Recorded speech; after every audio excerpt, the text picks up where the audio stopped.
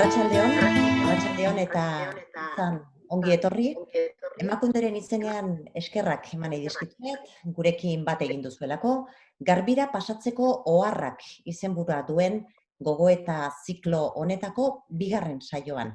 Maiatzaren 14ean ekin genion, elkarrekin, teknologia lagun, COVID-19 eragindako egoera berri honek maila desberdinetan eragin dizkigun hausnarketak elkarrekin partekatzeko saioari. Oraingo honetan, osasunaren esparruan ikusi eta ikasitakoak biltzen saiatuko gara. De la sorpresa y de la emergencia inicial, semana a semana vamos intuyendo cuestiones que sin lugar a dudas van a impactar en las políticas públicas que ya lo están haciendo. No hay precedentes en una situación como esta. La crisis perfecta, como alguien la ha definido, sanitaria, económica y social, un shock que ha puesto en evidencia la necesidad de avanzar hacia respuestas a corto, a medio y a largo plazo. Emakunde gogoeta egin nahi du, gai honen inguruan eta ikaspenak partekatu egin nahi ditu. Gogoeta bera partekatua izatea nahi du. Gaitzak ondorioak utziko dizkigu, maila guztietan, elkarrekin hausnartu behar ditugunak, jakiteko nola eragiten ari diren, gizon eta emakumeen arteko berdintasunari dagokionez. Genero ikuspegia txertatzen ez bada, berrosatze fase berri honetan, berdintasunean atzera egiteko arrisku handia dagoela, ohartarazi dute erakundeek eta adituek. En esta segunda sesión de Notas para pasar a limpio vamos a centrar nuestra mirada en los aprendizajes sobre la salud de las mujeres con la intención de hacer una contribución al quehacer público.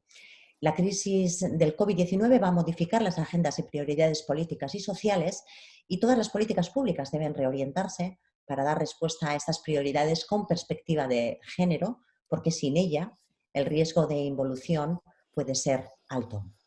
Hoy es 28 de mayo y hoy celebramos el Día Mundial de la Acción por la Salud de las Mujeres, una conmemoración que desde que en 1987 las integrantes de la Red Mundial de las Mujeres por los Derechos Reproductivos acordaron declarar esta fecha, nos recuerda que el derecho a la salud es un derecho humano al que las mujeres deben acceder sin restricciones o exclusiones de ningún tipo y a través de toda su vida además.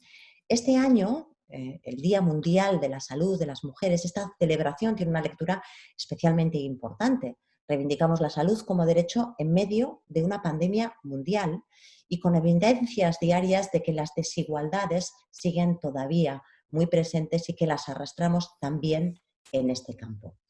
Bada gaur honetaz guztiaz hitz egiteko elkartu gara hemen, aditu talde bat eta zuek ere bertan zaudetenez, gurekin bat egitea gogoeta honetan horixe espero dugu. Berehala ekingo diogu, baina aurretik, mainguru honi ekin aurretik, hitza eman nahi diot Izaskun Landaidari, Emakundeko zuzendariari. Ez dago gurekin une honetan, justu ere, ONU emakume taldearen bilera batean dagoelako, 6:30 bat egingo du gurekin, baina puntual iritsi nahi izan du eta ondoko mezua utzi digu, jarraian ikusiko duguna. Aurrera.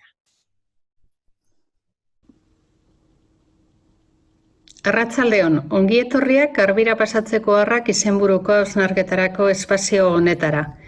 Dakizuenez, sareko topaketa hauetan gure helburua da COVID-19aren ondorio sortutako egoerak berdintasunean zer eragin izan duen eta izango duen aztertzea eta honen inguruan iritzi ikuspuntu eta ekarpena jasotzea honi aurre egiteko egiten ari garen lanean lagungarri izateko eta erabakiak hartzeko orduan inorratzean ez uzteko. Lehen solasaldian emakumeen kontrako indarkeria izan genuen gai nagusi, eta gaur emakumeen osasunaren nazioarteko ekintza eguna dela eta COVID-19ak emakumeen osasunean duen eraginaz hitz egitea erabaki dugu. Emakumeen osasunaz ari garenean, beti kontuan izan behar dugu batetik emakumeak eta gizonak desberdinak garela biologikoki, eta askotan gaixotzeko modu diferenteak ditugula. Baina horretaz gainera kontuan izan behar dugu gizartean eraiki diren desberdintasunek eragina dutela gure bizitzetan eta ondorioz gure osasunean. Emakumek zaintza lanetan duten karga, euren egoera sozioekonomikoa, euren lan baldintzak, guzti horrek eragina du euren osasunean.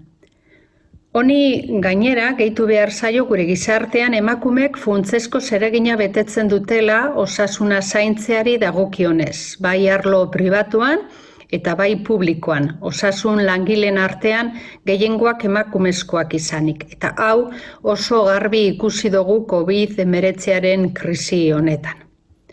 Hoy es el Día Internacional de Acción por la Salud de las Mujeres y con este motivo hemos decidido dedicar nuestra cita del ciclo Apuntes para pasar a limpio a la COVID-19 y la salud de las mujeres. Mujeres y hombres tenemos diferentes formas de enfermar, no solo por nuestras diferencias biológicas, sino por las sociales.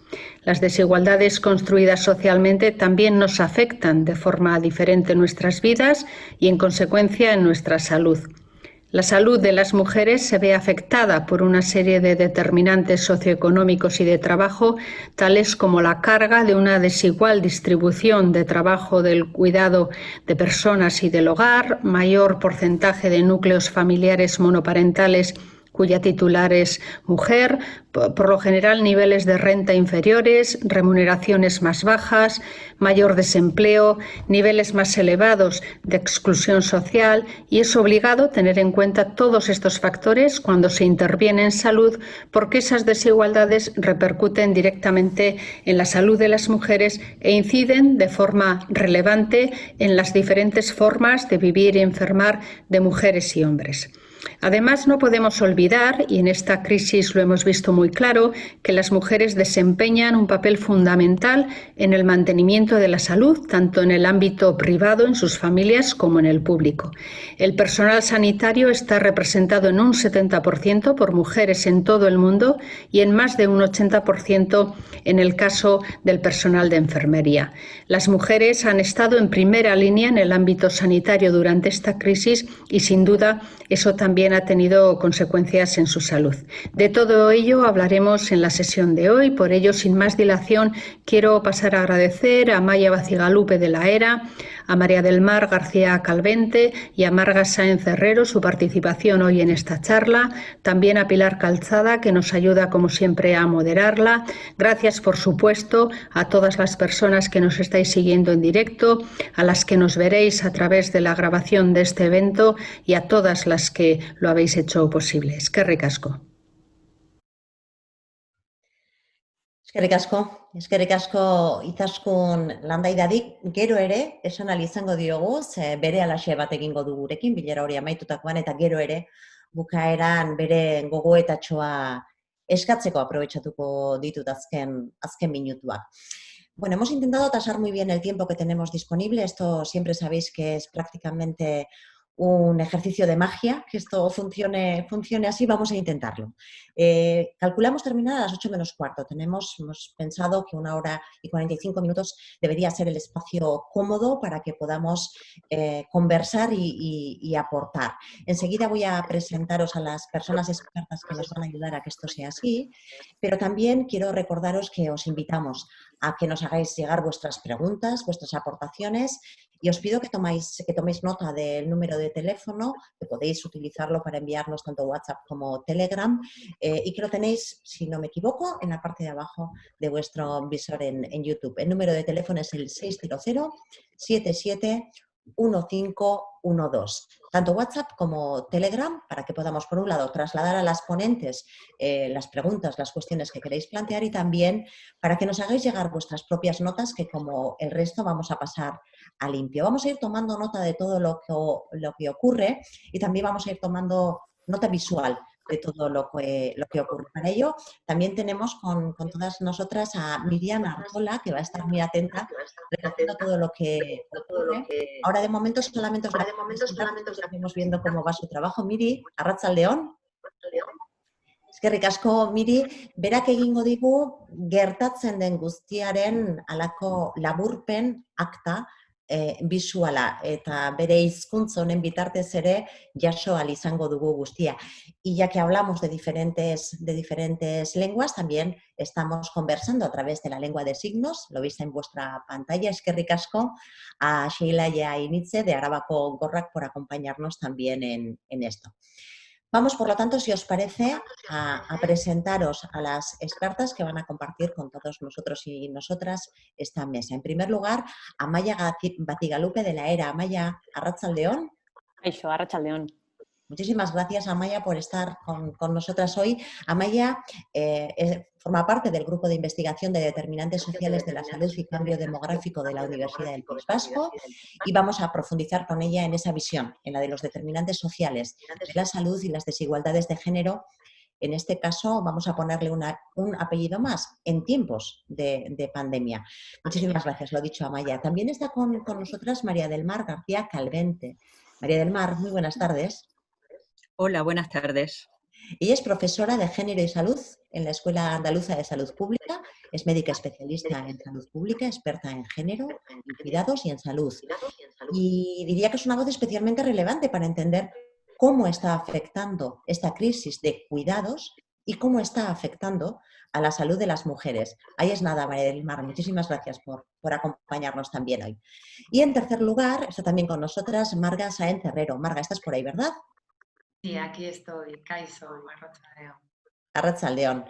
Marga es psiquiatra, es profesora asociada de la UPV, trabajadora de Osakidetza. Una mirada que nos interesa especialmente para conocer los impactos de género en la salud mental de las mujeres. Estas son las tres principales voces que vamos a tener, pero no me canso de deciros que también queremos contar con la vuestra. 600-77-1512, WhatsApp y Telegram. Estamos atentas para recibir vuestras aportaciones. Vamos a empezar a centrarlo, muy pretencioso por mi parte hablar de diagnóstico, teniendo a tantas expertas en salud más todavía, pero vamos a intentar poner un poco las coordenadas de esta conversación. Situaciones novedosas a las que hemos tenido que hacer frente a raíz de esta pandemia. Las novedosas por un lado, pero también han empeorado situaciones de desigualdad que ya conocíamos, que eran situaciones previas que afectan a mujeres y a niñas. Enfermedades, dicen, no distinguen entre hombres y mujeres, pero sus efectos son bien distintos. En todo el mundo, las mujeres representan el 70% de quienes trabajan en los sectores sanitarios y sociales. Nos lo ha comentado también Izaskun. Hacen el triple del trabajo de los cuidados no remunerados en comparación con los hombres. Las limpiadoras son mayoritariamente mujeres, no se contabilizan como sanitarias.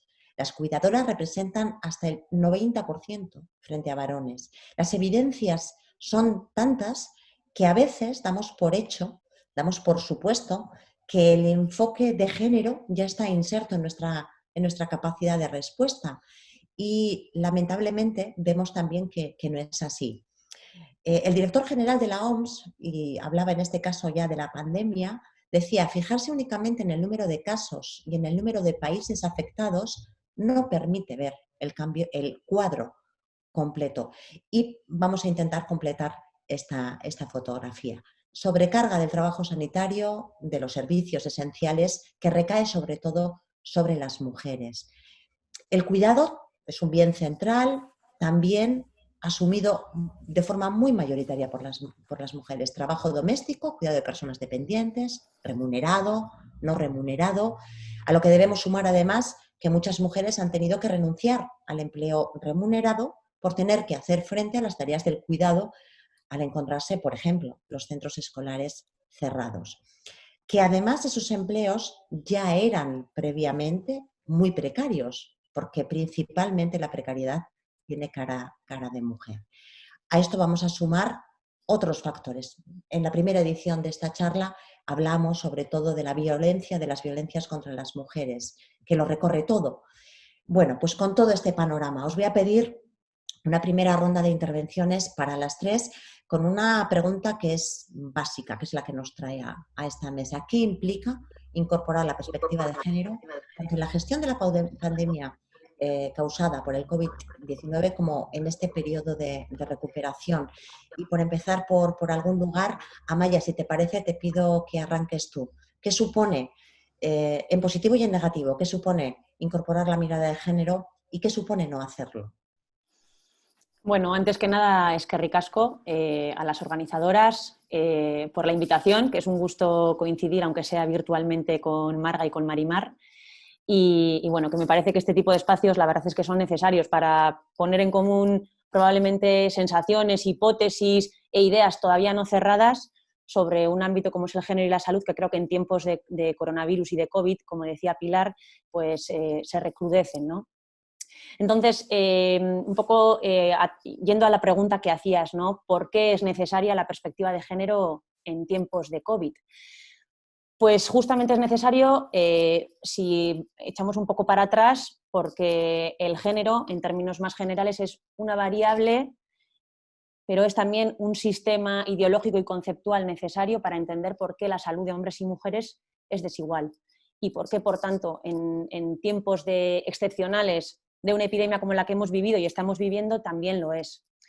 Creo que estamos viviendo una crisis de cuerpos, en el sentido de que es la propia materialidad del cuerpo, ¿no?, la que ha centrado el foco de la atención política, sanitaria y mediática, el salvar vidas, ¿no?, en el sentido más biológico. Y creo que esto tenía que ser así y por supuesto que gran parte del esfuerzo ha tenido todo el sentido que estuviera volcado ahí. Pero ya sabemos, ¿no?, y las teorías feministas desde hace ya años nos vienen a decir que el cuerpo es mucho más que su propia materialidad y que la parte biológica. Yo creo que esta crisis lo ha puesto muy en evidencia, ¿no? Los cuerpos son cuerpos en relación y, por tanto, esta crisis ha trascendido lo biológico y muchas veces no hemos sabido verlo. Esta crisis ha sido una crisis de los cuerpos en su sentido emocional, en su sentido social y, por tanto, en su sentido más político. Yo creo que recuperar o tener en cuenta esta visión política de los cuerpos es lo que realmente aterriza la necesidad del género y de otros componentes, otros determinantes sociales de la salud para entender por qué estamos viviendo lo que estamos viviendo, ¿no?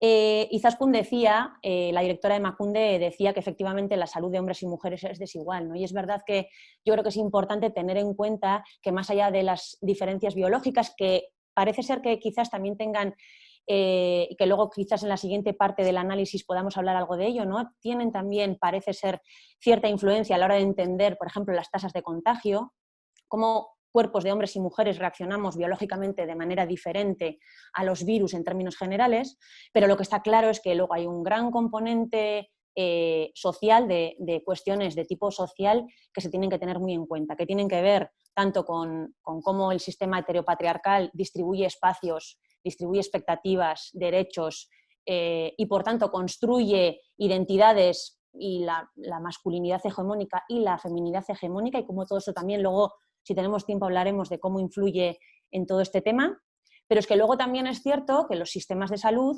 ya sabemos, porque se ha estudiado mucho en otras patologías, también arrastran ciertos sesgos de género y tienden a menudo, ante misma sintomatología, a actuar de manera diferente, mejor dicho, desigual en hombres y en mujeres, y en el sentido contrario también. Entonces, es necesario tener en cuenta toda esta perspectiva general de cuáles son todos los determinantes relacionados con el género y cómo interseccionan, fundamental, con otras variables de desigualdad social para entender por qué estamos en el momento en el que estamos y cómo ha evolucionado esta epidemia en términos de desigualdades de género. No sé si para empezar esta... Has ido dejando además, nos has ido dejando además otros hilos de los que seguro después vamos a ir tirando y vamos a ir intentando también tejer. Hay algunos aspectos en los que creo que vamos también a ir sumando por los diferentes ámbitos de experiencia y de conocimiento que nos vais a aportar. De hecho, hablábamos de cómo entender esto como... cómo está afectando una crisis que es de cuidado, pero que también está afectándonos a la salud y a esta visión tan integral. María del Mar, quiero darte ahora a ti la palabra. Te presentaba diciendo que ese cruce es precisamente uno de los aspectos en los que pienso que tenemos que fijarnos. ¿Cómo nos ayudas a centrar este diagnóstico? ¿Cómo afecta incorporar o no incorporar la perspectiva de género? Bueno, en primer lugar, también daros las gracias por esta invitación. El año pasado ya, por este día, tuve la oportunidad también de participar en esa ocasión de manera física en una sesión también para celebrar el Día Mundial de Acción por la Salud de las Mujeres. Así que encantada de compartir este espacio siempre tan interesante y tan estimulante. Bueno, yo me gustaría enfatizar que esta pandemia efectivamente está profundizando desigualdades que ya existían y que, por otra parte, no es verdad que las enfermedades no sepan de género ni de clase. Saben de cuerpos, como decía Amaya, hay diferencias biológicas que hacen que hombres y mujeres reaccionemos de distintas maneras, por ejemplo, en este caso al virus, pero sobre todo la cultura nos invade y nos impregna de normas, de estereotipos y de valores que tienen que ver con nuestra asignación del género. Y esta pandemia también lo está demostrando. Por lo tanto, incorporar la perspectiva de género, y cito a la Comisión Europea, implica tomar en consideración y prestar atención a las diferencias entre hombres y mujeres en cualquier actividad o ámbito de un problema, de una situación, y especialmente de una política. Es lo que solemos llamar, lo que solemos hablar coloquialmente, ponernos las gafas de género, ¿no? Mirar con perspectiva de género significa atender a esas diferentes necesidades y situaciones distintas de hombres y mujeres que muchas veces implican desigualdades. Por lo tanto, ¿qué significa eso en el contexto de la pandemia? Bueno, pues para mirar con enfoque de género esta pandemia necesitamos hacer un buen diagnóstico de la enfermedad y de su atención, es decir, visibilizar diferencias y desigualdades entre hombres y mujeres en cuanto a las causas. Vale, sabemos que es un virus, pero también sabemos que hay causas de las causas, es decir, que hay determinantes sociales que implican que las personas reaccionemos de distintas maneras en este caso, agentes biológicos. También tenemos que tener claro cómo se comportan hombres y mujeres en relación a los factores de riesgo. Por ejemplo, sabemos que estilos de vida como el tabaquismo están probablemente influyendo en que los hombres tengan una mayor afectación por parte de este virus, ¿no? También la presentación de la enfermedad, que sabemos que está presentándose de manera diferente en hombres y en mujeres. Probablemente luego podamos hablar con más detenimiento de esto, y la atención sanitaria que se les está prestando. Según los datos que aporta el Ministerio de Sanidad, pues sabemos que los hombres están ingresando más en los hospitales, ingresando más en las unidades de cuidados intensivos y recibiendo más ventilación mecánica. También sabemos que fallecen con más frecuencia que las mujeres, pero sabemos también por otras enfermedades que existen sesgos de diagnóstico ligados al género. ¿Estamos diagnosticando correctamente a hombres y a mujeres? ¿Estamos informando de las muertes, de la letalidad del virus de manera con sistemas tan detallados, tan acertados en hombres y en mujeres? Yo me pregunto, por ejemplo, lo que ha ocurrido en las residencias de mayores que están pobladas por mujeres. ¿Cuántas mujeres han muerto en las residencias de mayores sin haber estado diagnosticadas correctamente como coronavirus y, sin embargo, probablemente ha muerto por esta causa? Y, por último, me gustaría resaltar que necesitamos fijarnos también en los cuidados que desarrollaremos más adelante, pero el rol de cuidados como un factor protector, hay que decirlo, las mujeres, precisamente por nuestro rol de cuidadora, estamos mejor situadas para el propio autocuidado, y esto probablemente tenga que ver también con las conductas relacionadas con la enfermedad y, por supuesto, como ya se ha comentado, el rol de cuidadora que nos asigna la sociedad ante la enfermedad y la patología, y en este caso también ante el COVID. Por lo tanto, en ese sentido, un enfoque de género nos requeriría un buen diagnóstico, para el cual necesitamos los datos desagregados por sexo, un buen análisis de género de esos datos y una investigación que tenga en cuenta tanto sexo como género. Investigación en cuanto a las características del virus, cómo afecta e incluso cómo se desarrolla, por ejemplo, un tratamiento o una vacuna.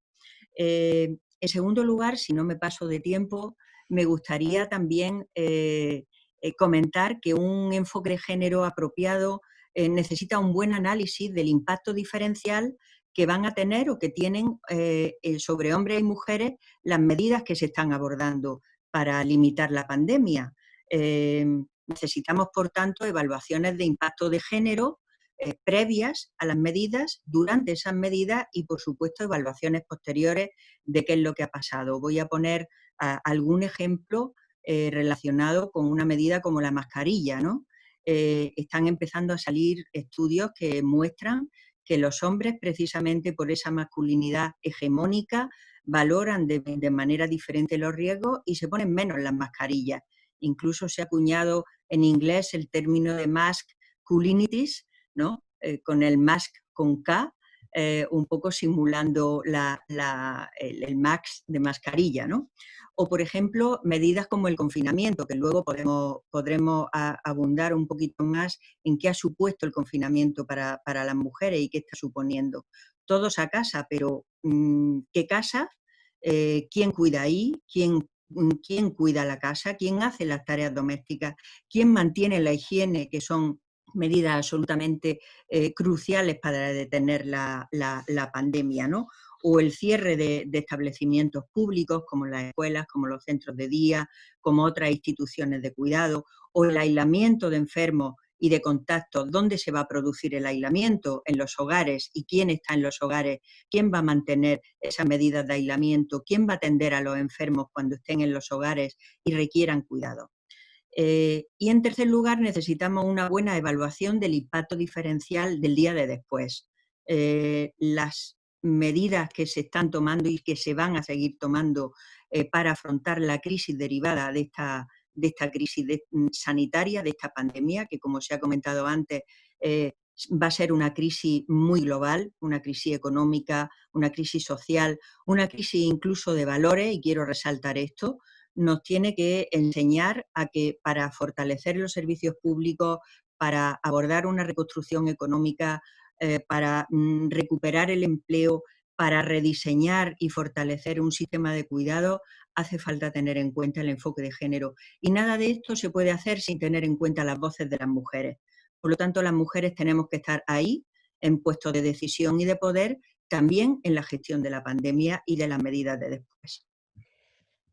Pues fíjate que yo empezaba diciendo que incluso desde la Dirección General de la OMS decían no estamos teniendo una fotografía completa si solamente miramos los números y si solamente miramos los países. Decías tú que nos hace falta las gafas, ¿no? Ponernos las gafas para verlo. Parece que gafas o microscopio, porque hay que bajar y descender mucho, mucho hasta el detalle, ¿no? Conformarnos con estos primeros iniciales, parece, trazos más gruesos, ¿no?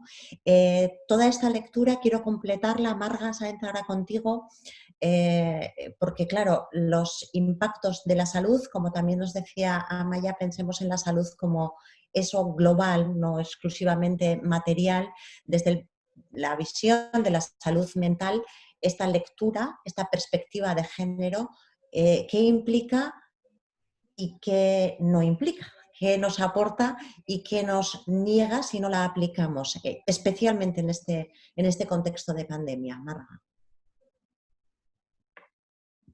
Perdona, Marga, en el micro. Necesitamos, Marga, que actives el micro. Ahora sí. Bueno, es que ricasco. Para mí es un gusto escuchar a María del Mar García Galvente, a la que he leído mucho, y estar con Amaya, con la que colaboramos en intentar incorporar la perspectiva de género en lo que es la salud, en la salud y en la salud mental, en la psiquiatría, porque la medicina siempre se ha movido en un modelo mucho más jerárquico y bueno, pues hay una desigualdad estructural que evidentemente, como han comentado mis compañeras, se traduce en que en la pandemia también lo objetivamos. Yo voy a hablar, efectivamente hacen falta estudios, hace falta investigación. Sin datos hablas más desde tu punto de vista experiencial, por haber estado trabajando. Yo trabajo en un hospital general en Cruces, en el que ha sido un hospital de referencia de COVID. El 40% de la plantilla en el servicio de psiquiatría enfermó, afortunadamente pues con cuadros que no fueron graves, pero las personas que nos quedamos tuvimos que incorporarnos a lo que era un hospital de campaña, en el sentido de que todo se enfocó en torno al COVID, como señalaba antes Amaya, porque era básico salvar vidas en ese momento. pero sí que creo que es tan básico el incorporar la perspectiva de género, porque para mí es inevitable cada vez que tengo que ver a una persona, a una mujer, el ver toda la parte que hay detrás. En casos que he tenido que ver, en una mujer, recuerdo que además era sanitaria, recordemos que 3 de cada 4 personas afectadas por COVID son mujeres, que es verdad que afecta de manera más grave a los hombres, pero las mujeres están más afectadas, igual que en el personal sanitario. Y parte del cuadro depresivo que tenía, y que no, con esto no quiero decir que no necesite un tratamiento, que yo también pongo tratamientos farmacológicos y creo que hay alguien que lo necesita porque tiene una depresión mayor, pero en el que, como hablaba Maya también, y también señalaba, los determinantes sociales eran básicos, porque ella se encargaba de cuidar a su madre y a su padre, y a un tío también, tenía un rol de cuidadora muy marcado, que también habían enfermado con COVID, y ella ya lo había vivido con una culpa exagerada.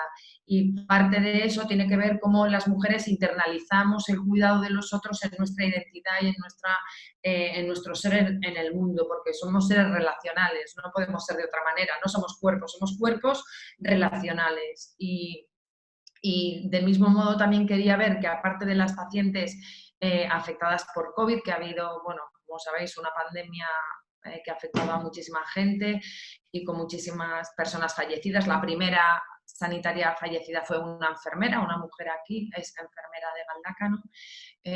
También en daños colaterales que podía hablar de la perspectiva de género es otras mujeres, por ejemplo, en psiquiatría perinatal, pues recuerdo a una mujer a la que había tratado previamente, y como la conocía, porque formamos parte de psiquiatría de enlace. Otra cosa que pasó, que la salud mental pasa a ser de segunda división, y cerraron la planta de psiquiatría, transformando todo el hospital en un hospital de COVID, como era necesario hacerlo, que yo igual también me pongo en su lugar y creo que es una situación de urgencia, pero a mí lo que me da miedo es como que perder cotas que habíamos conseguido y retroceder en ese sentido. Y entonces esta mujer era una mujer que padecía violencia de género, que con una orden de alejamiento había tenido un aborto provocado por una paliza por la pareja que tenía, y venía ya en un estado de embarazo ya de alto riesgo, que fue un prematuro,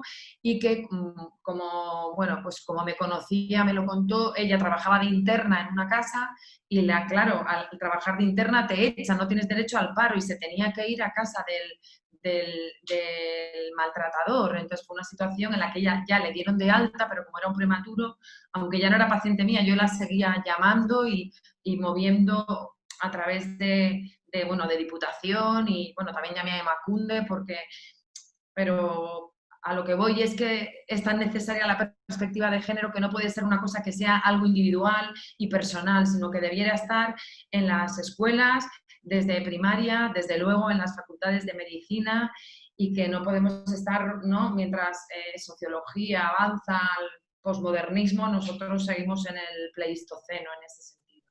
Uh-huh. Hasta ahora os he pedido una aproximación, más que sobrevolar, nos habéis llevado ya a aterrizar a las cuestiones más críticas, digamos, de esta lectura, y os quiero pedir ahora que nos aterricemos en lo que hemos visto. María mencionaba algunas de las cuestiones, también Marga, en una relación muy directa, muy de primera línea, con todas estas cosas que hemos estado viviendo, estas nuevas situaciones. También es verdad que estamos en una posición, vamos a llamarla intermedia, ¿no? Parece que las desescaladas nos llevan a pensar que las consecuencias más directas y más impactantes, las primeras, las vamos superando, pero también hablamos de ese término nueva normalidad, y creo que también tendríamos que proyectar no solamente qué nos está pasando, sino qué preveemos que puede llegar a pasar. Que ya hemos visto algunas respuestas, que ya hemos visto también algunas maneras de responder con y sin perspectiva. Me gustaría que hablemos un poco de los desafíos, de lo que estáis viendo en este análisis y de las estrategias que también estáis viendo o creéis que deberíamos empezar a tener en cuenta. Amaia, tú has mencionado una visión holística y una visión que lógicamente tiene que tener también en cuenta con qué otras desigualdades se cruzan las desigualdades de género. Y me gustaría que nos ayudes a profundizar un poco más en esta cuestión, ¿no? ¿Cómo esta pandemia contribuye o ha contribuido a profundizar las desigualdades de género que existían, particularmente cuando se cruza con otros ejes de desigualdad? ¿Cómo ha sido y cómo prevés que puede ocurrir? Bueno, es como muy complicado responder a esa pregunta, pero bueno, por lanzar cuestiones sobre las que, y seguro que el resto, Marimar y Marga, también han estado pensando en estas últimas semanas, ¿no? Que además el confinamiento pues, ha tenido esta parte de, ¿no? de poderte centrar en cuestiones y ponerte a pensar de manera como más monográfica, ¿no? A ver si logro un poco responder a lo que preguntas. Yo creo que esto que estamos viviendo hoy en día es una crisis de crisis, o sea, es una gran crisis de pequeñas o medianas crisis, ¿no? Tenemos una crisis epidemiológica que ha sido la primera sobre la que se puso el foco y es un poco el testimonio que nos ha dado Marga de esos casos en concreto, de esos hospitales que se volvieron auténticos hospitales de campaña, ¿no? Esos medios de comunicación que íntegramente se dedicaban a hablar de cuántas personas fallecían o no. Hemos tenido crisis y estamos teniendo crisis de tipo social, del mercado laboral, crisis del sistema de cuidados, y a medida que voy citando otras crisis van perdiendo, para mí, en relevancia social y en visibilidad, ¿no? Porque parece que el mercado laboral ha suscitado como gran consenso de que todos y todas a una para que esto no se hunda, ¿no? Pero a medida que vamos hablando de los cuidados, después Marga seguramente profundizará más, bueno, políticamente está clarísimo que no es una prioridad, porque si no ya se hubieran puesto en marcha programas para facilitar mínimamente, y digo mínimamente, la conciliación entre vida profesional, vida familiar e intimidad de las personas, ¿no? Y está completamente ausente. Y luego hay otras crisis que son mucho más ocultas, que estamos hablando de colectivos sociales que es que ni siquiera los percibimos como parte de la crisis. Estoy hablando de mujeres en situación de prostitución, de mujeres internas que alguna de las compañeras ha citado, mujeres que sufren diferentes tipos de violencias. Todas estas crisis están completamente ausentes, si no es en estos círculos en los que tendemos a hablar y recuperar sus testimonios, ¿no? De alguna manera. Y aparte de estas crisis epidemiológica, digamos, y social, luego tenemos una crisis política o de gestión de estas otras crisis, ¿no? Y aquí hemos tenido, y a ver si voy logrando centrarme en lo que me vas preguntando, aquí hemos tenido un aspecto fundamental que ha sido una política de confinamiento muy estricta en el caso del Estado español en comparación con otros estados europeos, con sus luces y sus sombras, con sus personas más y menos adeptas, digamos, y esto ha tenido también consecuencias en muchos aspectos relacionados con el género, ¿no? La mirada interseccional, es decir, hasta qué punto la desigualdad de género ha anidado, se ha aliado, digamos, con otros tipos de ejes de desigualdad, ha estado presente en todas estas crisis de las que yo os estoy hablando, ¿no? Sobre la primera de ellas, la crisis epidemiológica, tenemos pocos datos. Tenemos pocos datos incluso para hacer un diagnóstico fiable, desde mi punto de vista, de qué está pasando en términos de género. Y tenemos pocos datos porque los datos que manejamos del Ministerio, que sabéis que son los datos que se declaran a la Red de Vigilancia Epidemiológica, la RENAVE, la Red Nacional, bueno, son datos con los que hay que trabajar con cuidado. Es cierto que parece que cada vez más del total de personas infectadas el porcentaje de mujeres va aumentando y ha ido aumentando desde marzo hasta ahora. Esto probablemente tenga bastante que ver con que se han testeado de manera generalizada colectivos, por ejemplo, de la población del sector sanitario. Probablemente en las mujeres, y hay algunos estudios que empiezan a decir que a las mujeres probablemente el diagnóstico sea algo más tardío porque presentan en menor medida aparentemente síntomas como la fiebre y la tos, que han sido como catalogados los grandes síntomas identificativos, ¿no? Uno de los grandes síntomas identificativos de la enfermedad, y sin embargo, de manera significativa, según estos datos de la RENAVE, de los datos declarados de COVID, los que habitualmente vemos a diario en los telediarios, indican que de manera significativa se dan menos en las mujeres. Y es probable también que a medida que ha pasado el tiempo tengamos digamos, un porcentaje mayor, una prevalencia mayor de mujeres infectadas, Pues porque los primeros contagios quizás fueran más masculinos, de personas que no pudieron dejar de ir a trabajar porque ocupaban, digamos, trabajos esenciales, no sanitarios, pero sí de otro tipo, donde había una gran concentración de personas trabajadoras, y estoy hablando de determinados sectores industriales, etcétera, etcétera.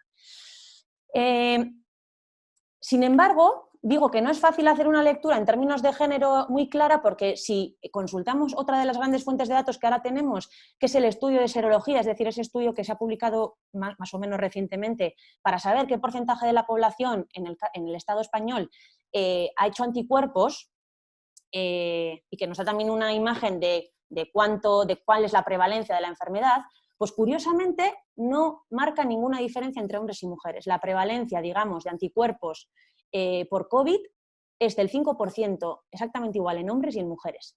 Y los síntomas que presentan las personas infectadas o ya con anticuerpos son mucho más similares de lo que muestran los datos registrados.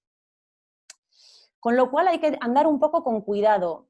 Por eso cuando decía Marimar que necesitamos datos todavía mucho más estables, mucho más potentes y más asentados, y probablemente necesitemos más tiempo para poder hacer una lectura en clave de género y en clave interseccional de manera adecuada. Pero sí que hay cuestiones que son como llamativas, cuando menos, ¿no? Este estudio de seroprevalencia del que hablaba, que se ha publicado recientemente, que habla de un 5% de prevalencia en el conjunto de la población, habla de que las personas con trabajo remunerado tienen una prevalencia, se han enfermado más que las personas desempleadas, probablemente porque las personas desempleadas han podido permanecer más en sus casas. Las personas jubiladas tienen una prevalencia bastante alta porque en general son mayores y la edad es un factor de riesgo, pero un dato curioso es, por ejemplo, el hecho de que entre las personas, hombres y mujeres, que se autodeclaran como que realizan trabajos domésticos o de cuidados, la prevalencia de la enfermedad es muy superior en mujeres que en hombres. Con lo cual ahí, bueno, quizás los trabajos que hacen las personas que dicen que desempeñan trabajos de este tipo en hombres y mujeres sean bastante diferentes. Quizás las mujeres han estado más expuestas en este tipo de trabajos al contagio por las cuestiones que antes ha citado Marimar y que seguro que después hablaremos un poco más. Pero hay también cuestiones como de bastante envergadura, como es la mortalidad por esta enfermedad, que también merecen una lectura en términos de género, a pesar de que todavía creo que también estamos en una fase como relativamente incipiente para poder, digamos, o al menos yo, dar como, no sé, tesis como que sí, ¿no? Que esté segura de lo que estás diciendo. Y es que el sistema de monitorización de la vigilancia que tiene el Ministerio ha calculado para este periodo en el cual el COVID ha tenido una presencia importante, cuál ha sido el exceso de mortalidad. Es decir, cuántas muertes de más se han dado respecto a lo que ocurría, por ejemplo, el año pasado en estas mismas fechas. Y es muy curioso, o al menos a mí me lo parece, es curioso que el exceso de mortalidad sea mayor en mujeres, esté siendo entre marzo y mayo, creo que los últimos datos que consulté eran hasta el 20 de mayo, efectivamente, era ligeramente, es verdad, pero ligeramente superior en mujeres que en hombres este exceso de mortalidad. Siendo como es la enfermedad, el COVID, más frecuente y más letal en hombres, bueno, no vaya a ser que estén ocurriendo muertes o mortalidad por otras causas en mujeres sobre las que no estemos poniendo el foco y que estén protagonizando ese exceso de mortalidad. Bueno, son muchas cuestiones que tienen que ver con la capacidad de los datos de decirnos cosas y de lo que todavía no son capaces de decir, pero que en cualquier caso ya nos apuntan ideas. Sin duda. Los datos, estabas comentando que todavía en algunos casos que llaman especialmente la atención, ¿no?, sobre este estudio de prevalencia, que no haya una lectura, indica de alguna manera que todavía incorporar la perspectiva de género es algo que no está integrado en el sistema como tal, sino que en el mejor de los casos puede que llegue después. En el mejor de los casos, pero como un añadido, podría pensarse que como un defecto en el sistema de monitoreo, cuando tenemos que esperar a una segunda oleada, ¿no?, del análisis para poder tener una fotografía que venimos diciendo desde el principio, incluso la OMS considera que no es completa si no profundizamos en ella. Marimar, análisis. Algunos de los casos, ya algunos de los hilos que ya mencionaba Amaya y que también has mencionado ya en tu primera intervención, pero me gustaría que nos centremos ahora en el ámbito de los cuidados, que decíamos que era otro de tus campos de expertise y desde luego que está muy presente, al menos desde luego entre las mujeres. Los trabajos de llamados informales imprescindibles, los no remunerados, me pregunto si sabemos cuánto nos ha costado hasta ahora y cuánto nos va a costar ahora a las mujeres.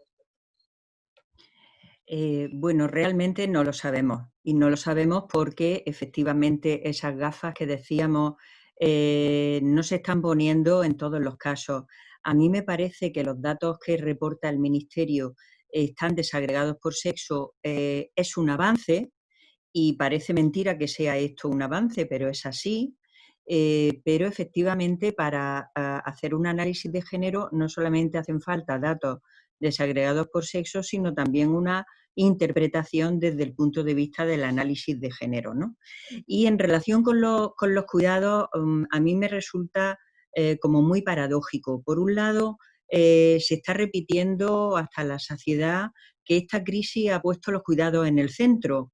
Hace poquito leía una entrevista a un eminente sociólogo, Alain Touraine, que decía que efectivamente esta crisis iba a catapultar hacia arriba a los cuidadores. No sé si lo dijo en masculino o el periódico lo dijo en masculino, pero bueno, al mundo de los cuidados. Esto se está diciendo de manera muy reiterativa, pero sin embargo, cuando se piensa en el abordaje o cómo se hace el análisis de los cuidados desde el punto de vista de género, pues no siempre tenemos esas gafas, ¿no? Y es que el universo de los cuidados está poblado por mujeres. Lo sabemos, ya hemos manejado datos en esta misma sesión de cómo el sector de los cuidados profesionales está poblado por mujeres. En el sector sanitario se han dado cifras de hasta un 70% del personal sanitario en el mundo, pero por ejemplo en el sector de las residencias de mayores y dependientes hasta el 84% del personal son mujeres, ¿no? Se ha hablado también de las empleadas de hogar, que son mayoritariamente, abrumadoramente mujeres, ¿no? Pero, claro, no se mira muy frecuentemente a ese otro mundo sumergido, hasta ahora oculto, que en los hogares suponía y supone el cuidado de personas dependientes, de personas menores, de personas mayores y también de las independientes, ¿no? Es decir, que hay una contribución de las mujeres al cuidado muy importante antes de la pandemia.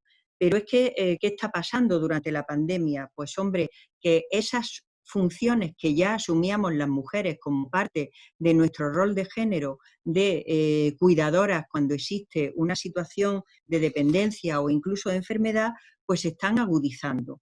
Efectivamente yo no puedo, digamos, no manejamos ahora mismo datos concluyentes de cómo está aumentando la sobrecarga de cuidados, pero sí que hay una serie de estudios iniciales que nos están diciendo que hay una refamiliarización de los cuidados durante esta pandemia, ¿no? A mí me gustaría señalar como en tres aspectos el tema del cuidado relacionado con la pandemia. En primer lugar, el rol de los cuidados como factor de riesgo de contagio.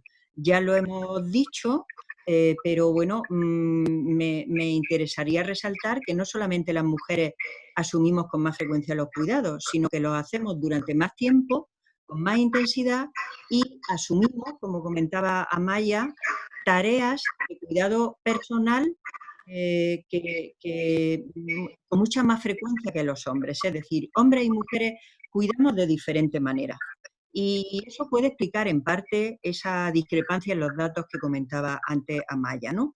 Por lo tanto, las mujeres estamos más expuestas al contagio, también porque realizamos tareas domésticas de tipo limpieza de utensilios, de superficies de ropa que pueden exponernos al contagio, como se ha mostrado en otras epidemias, ¿no? Por ejemplo, hay algunos datos de la casuística de COVID que así lo indican. Las mujeres superan ya en porcentaje a los hombres entre las personas afectadas. Y este porcentaje de mujeres ha ido aumentando conforme ha aumentado o digamos, se producía el confinamiento. ¿Qué quiere decir esto? Pues que el confinamiento ha dado lugar probablemente a una mayor exposición al riesgo de contagio precisamente de las mujeres, ¿no?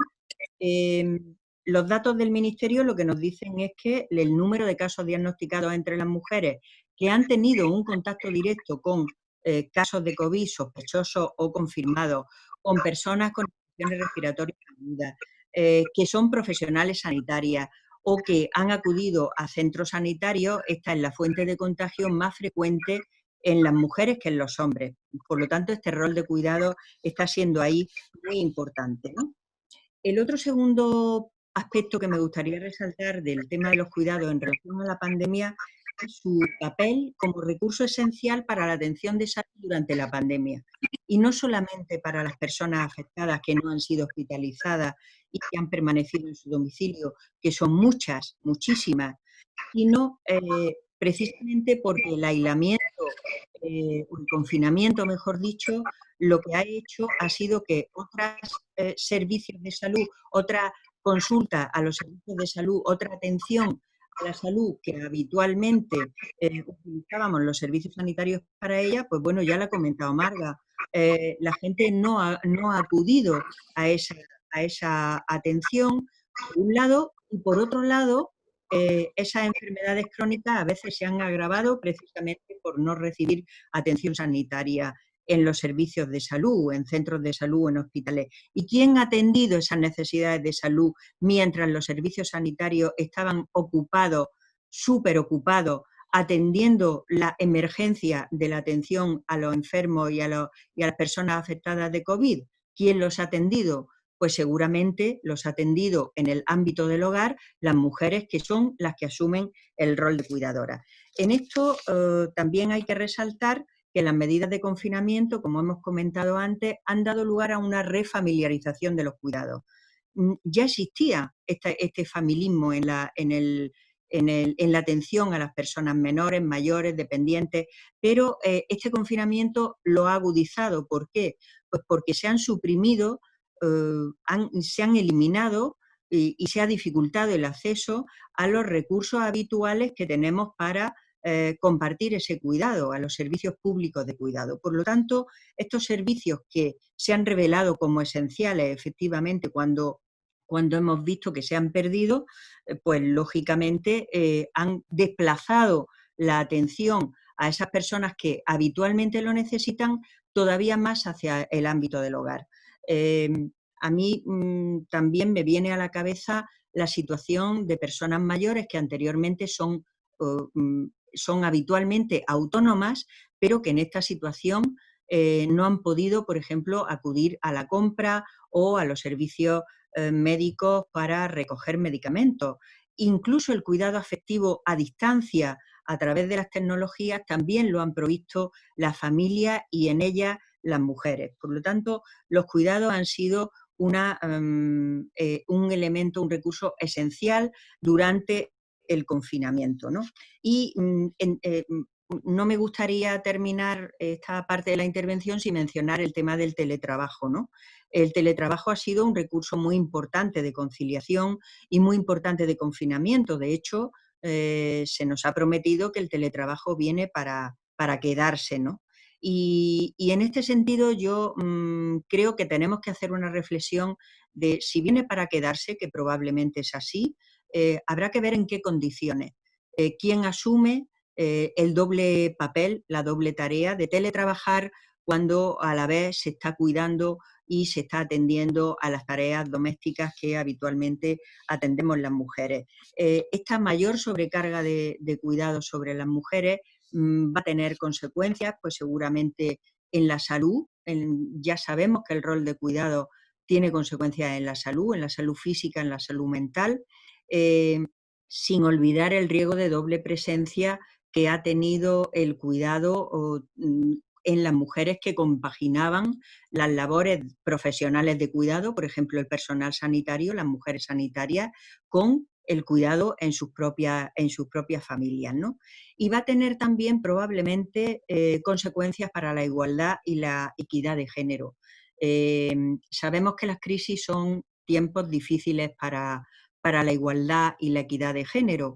Esto lo sabemos por crisis anteriores, pasó en la crisis económica del 2008, pasó en la epidemia de ébola o en la epidemia de Zika anteriores, y probablemente pueda pasar también en esta crisis. Por lo tanto, el peligro de retroceso en igualdad, y en este sentido quiero apuntar el hecho de la refamiliarización de los cuidados, puede volver a tener la tentación, o sea, el peligro es real y podemos tener la tentación como sociedad de volver a relegar a las mujeres a ese ámbito doméstico y oculto en el cual el patriarcado nos tiene o pretende tenernos confinadas.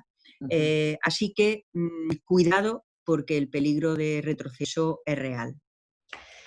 Y muchísimas gracias por volver a enmarcarlo y por ponernos además mirando hacia lo que viene, que es especialmente interesante porque no nos cansamos de decirlo, estamos analizando de alguna manera, aunque muy cerca, casi con una visión de retrospectiva de algo que ya ha pasado, cuando todavía estamos inmersas en una situación que dista mucho de ser normalidad, por mucho que le pongamos ese nuevo al lado y que pensemos que acordamos que ya es una situación superada. Vamos a estar muy atentas porque hay algunos de los elementos que has mencionado que en un sentido o en otro parece que sí vienen para quedarse y que conviene analizarlas con la perspectiva de que tenemos que buscar respuestas y soluciones, no solamente para entender qué ha ocurrido, sino qué nos sigue ocurriendo.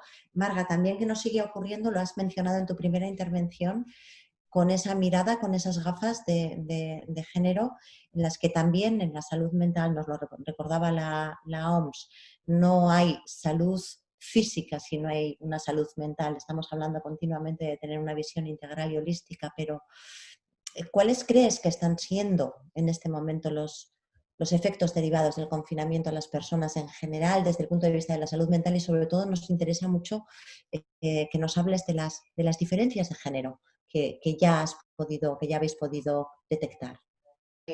A ver, yo creo que el confinamiento es obvio que afecta a las personas, pero como hablaba Maya al principio, va a depender también de la situación social en la que nos encontremos, ¿no? Quiero decir, es muy distinto tener acceso a Internet, tener una casa amplia o vivir 7 personas con una persona dependiente en 40 metros cuadrados. Entonces, yo creo que no podemos desligar la parte social en el efecto que tiene el confinamiento para las personas, que otras personas han podido pues, pensar, reflexionar, escribir o hacer cualquier otra actividad, ¿no? Sí que me parece muy interesante lo que había apuntado anteriormente también, lo que tenía que ver con el tema del cuidado de familiarizar, ¿no? Que hablaba María del Mar de lo de familiarizar el cuidado, que a mí me parece que en el tema de los trastornos mentales graves eso está ocurriendo porque han cerrado todos los centros de día, los hospitales de día, los centros de salud mental hacen intervenciones telefónicas y a veces hay muchas cosas que se escapan al teléfono que tiene que ver con el lenguaje verbal y no verbal y que se han limitado por el tema de la pandemia, que ha ocasionado que haya, sobre todo porque recae básicamente en las mujeres, el cuidado de las personas dependientes y en las mujeres, muchas veces, por ejemplo, en las madres de pacientes, de mujeres y hombres con un trastorno mental grave, tipo esquizofrenia o un trastorno bipolar, que en el periodo de confinamiento, la verdad es que han aguantado muy bien porque también han tenido miedo, como he tenido miedo yo también he tenido miedo de tener el coronavirus y de pegárselo a mi familia cuando he vuelto del hospital. Entonces, yo creo que en un periodo agudo la gente aguanta el confinamiento, pero cuando esto se prolonga en el tiempo, claro que tiene consecuencias de más ansiedad. sea, cerraron la planta de psiquiatría y cuando ha pasado como la ola, ha pasado como, bueno, vamos a cruzar los dedos, que ha pasado como la gran ola del coronavirus, tal como lo conocemos, no sabemos si habrá más rebrotes o luego en otoño, pero claro, ahora empiezan las personas que han estado aguantando como han podido en una situación muy precaria porque han cerrado todos los centros, pues en cuanto se ha abierto la planta, ya está la planta llena. Y he apuntado hoy para saber los datos, el 73% de las pacientes son mujeres las que han ingresado con patología grave que necesitaba tratamiento y que necesitaba abordaje y que no se le ha ofertado por lo que hablamos de la limitación de los medios debido a la pandemia del COVID.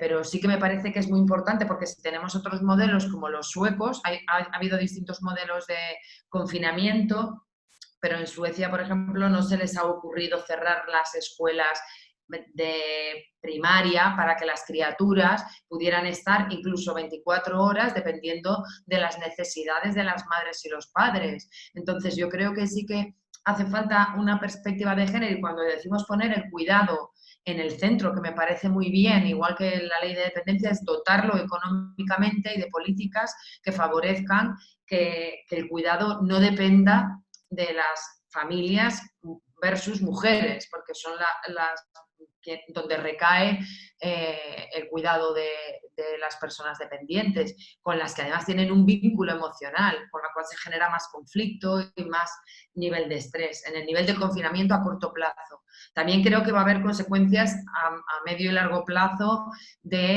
también en el personal sanitario, porque creo que hay gente que lo ha pasado mal, que a nivel de falta de medios, a nivel de todo el Estado, no me refiero solo aquí, pero que ha trabajado que la sanidad pública es gracias a los profesionales, no a los medios, a la infraestructura, es gracias a las profesionales y los profesionales que han estado doblando turnos, que no hemos tenido vacaciones, que no nos hemos cogido ningún día y que la gente ha estado trabajando al pie del cañón y creo que habrá algunas de estas personas que, como bien decías, por ejemplo, cuando cerraron nuestra planta, no sé si me estoy pasando de tiempo, a todas las auxiliares, de repente las llevaron al gimnasio, a lo que era el gimnasio, que fue una planta COVID, independientemente de su situación personal, de si tenían a cargo una madre con Alzheimer o tenían dos criaturas que tenían turno de mañana y tenían que hacerse cargo. Es decir,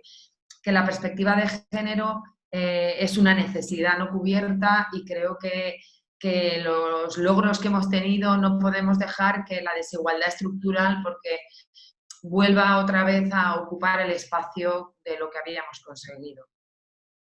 No sé si he respondido a la pregunta.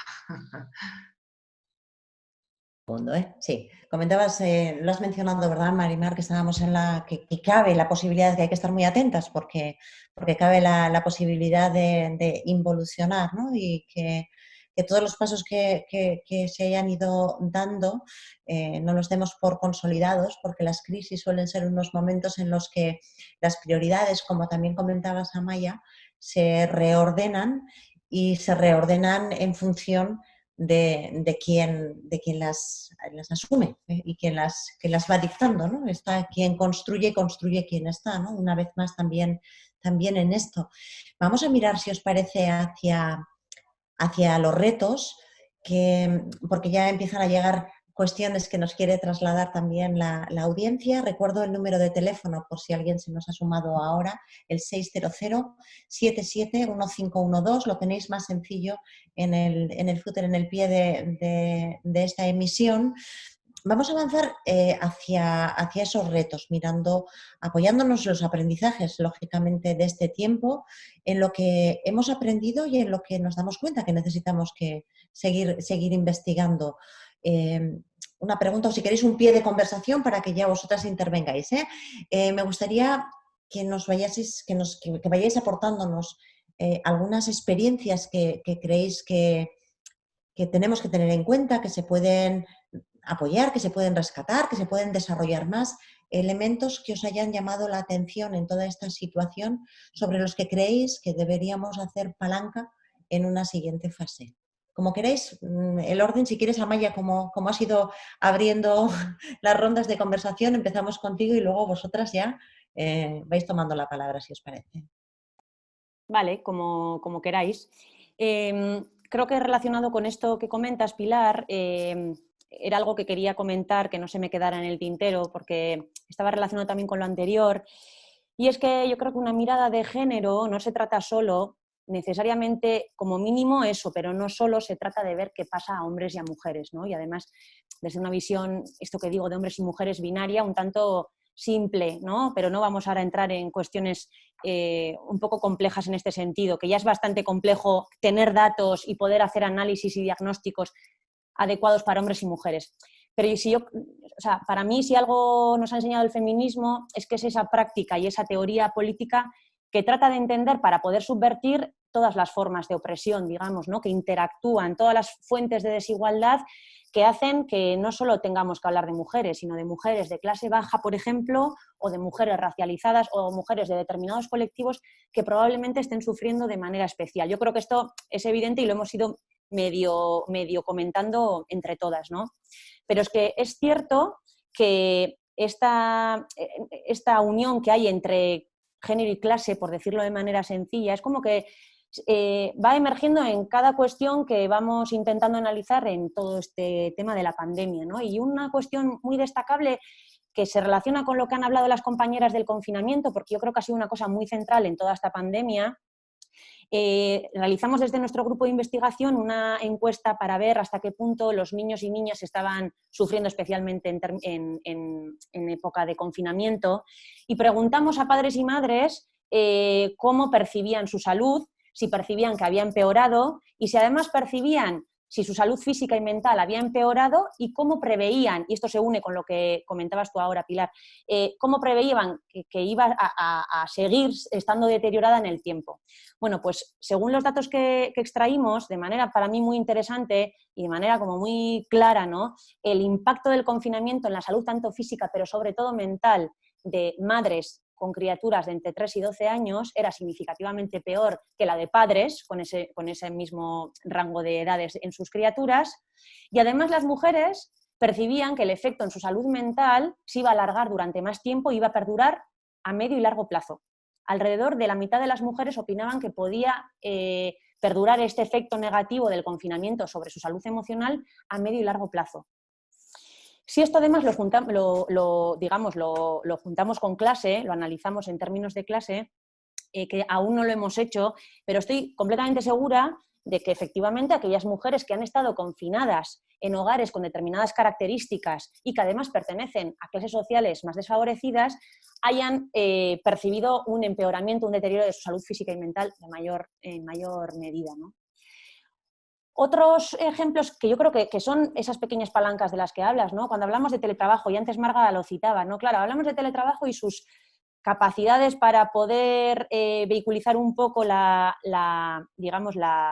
conciliación, pero ya tenemos estudios que dicen que el teletrabajo es cuestión de sectores privilegiados, que a medida que aumenta el nivel educativo o la clase social de las personas, su capacidad para decidir o haberse visto obligadas a hacer teletrabajo aumenta.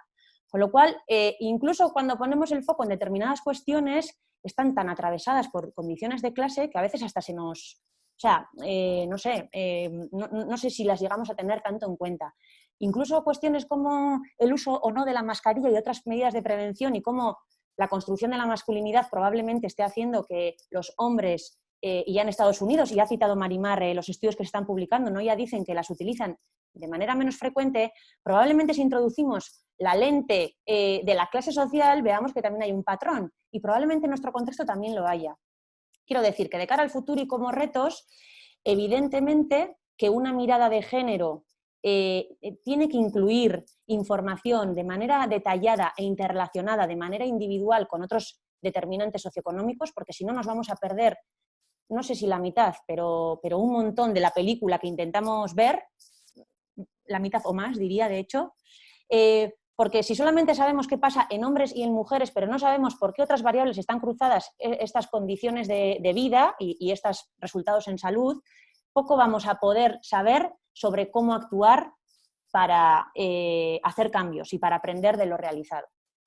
Tengo claro, o sea, tengo pocas cosas claras, pero en términos de gestión política hacia futuro, entiendo que si seguimos trabajando utilizando, digamos, comités de personas expertas con perfiles tan sumamente técnicos del ámbito epidemiológico, de la virología, de los laboratorios, como hemos hecho hasta ahora, difícilmente vamos a poder gestionar todas las implicaciones que esta crisis, que ha sido mucho más que sanitaria, nos ha puesto sobre la mesa. Y de hecho, mirando cuál es la composición de este último comité, porque ya sabéis que ha habido varios comités a lo largo de toda esta crisis, y así tenía que ser, de hecho, ¿no? Pero este último que se llama Comité para la Reconstrucción Social y Económica, que tiene varios subgrupos, pues el que compone el de Salud Pública, Sanidad y Salud Pública, creo que se llama el pequeño grupo, está compuesto por, no sé si 7 u 8 personas, 5 de ellas hombres directamente expertos elegidos por su condición de personas expertas, pero curiosamente hombres.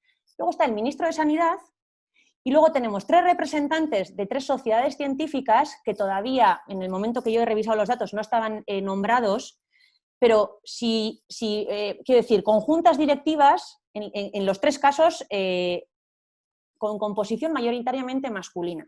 Quiero decir con todo esto que si seguimos reproduciendo órganos de gestión y de decisión tan altamente masculinizados, con una visión del mundo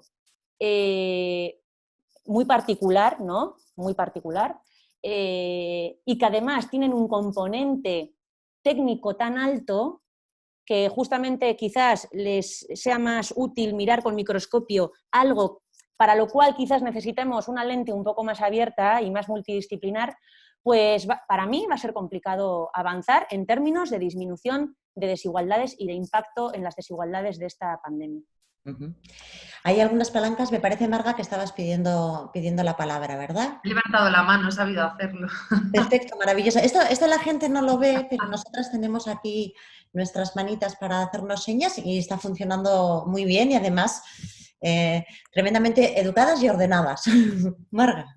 Nada, quería apuntar en lo que comentaba Maya sobre lo importante que era la parte social en relación a que, claro, es muy diferente. El otro día que tuve que llamar a un familiar de una paciente que estaba hospitalizada, que tiene varios hermanos con enfermedades mentales graves, o sea, 4 hermanos con enfermedades mentales graves, y ella se encarga de los 4 hermanos, y la que cogió el teléfono era su hija pequeña, ella está trabajando, y la niña me dijo, bueno, dime el recado y ya se lo diré a Ama cuando vuelva de trabajar.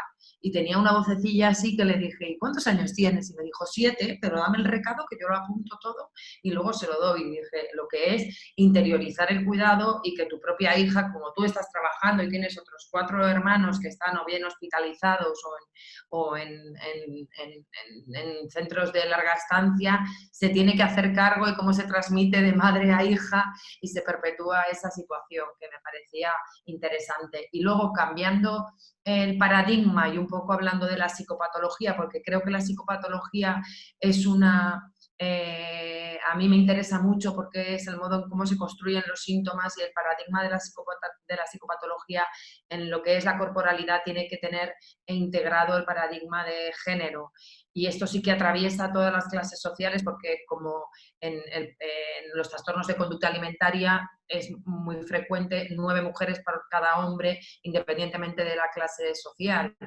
Y es que vivimos a espaldas de nuestros cuerpos, y esa parte de vivir en esta crisis que hablaba Maya, que a mí me ha parecido muy interesante, que es una crisis de crisis que nos hace pararnos en nuestros cuerpos, que son finitos, mortales, que vivimos a espaldas de que nos morimos, de la enfermedad. No aparecen enfermedades, no aparecen muertos, que parte de las críticas que ha habido de algunos sectores médicos es como que la gente no se da cuenta de lo que hemos pasado, porque realmente ha sido muy duro, pero porque vivimos en negación de todo lo que tiene que ver, sobre todo también el cuerpo de las mujeres. Las mujeres no aparecen como somos en realidad, no aparecemos, porque son cuerpos de mujeres jóvenes y no aparecen mujeres mayores, ni aparecen, hay una negación de todo, ni cuerpos de... No sabemos lo que está pasando en los campos de refugiados, ni en países latinoamericanos, ni en Haití, pero me imagino que hay una repercusión bestial de lo que es el coronavirus. Vivimos a espaldas de los cuerpos y esto nos ha puesto otra vez el cuerpo en primer plano